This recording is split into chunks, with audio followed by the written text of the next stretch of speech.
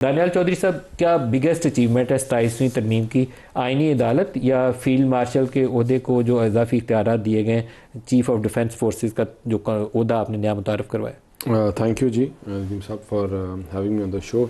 देखें, आप अगर इसकी बात करें तो मैं टोटलिटी के ऊपर बात करूँगा, और जो इसका स्पिरिट है वो ये है कि जमहूरियत मजबूत हो, पार्लियामान मजबूत हो, और पार्लियामान मजबूत हो और साथ ही आपके डिफेंसेस और आपके जो पूरा सेटअप है ये मजबूत हो। इसमें जो सबसे मजबूत कैसे हुई है? देखें, आपने सबसे पहले जब 184 के ऊपर आपने बात की कि यहाँ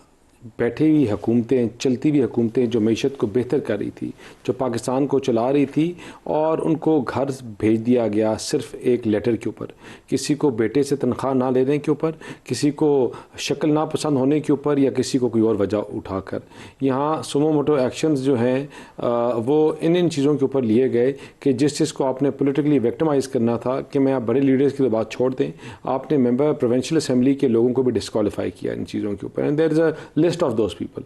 देखें, आज जो सबसे जो इम्पोर्टेंट चीज़ है वो हुई है कि जो सुप्रीम कोर्ट में आइनी बेंचेस की, आइनी कोर्ट की बात हुई है। मैं अपने जितनी भी एज अ लीगल प्रैक्टिशनर मैं ये बात करता हूँ कि जो आइनी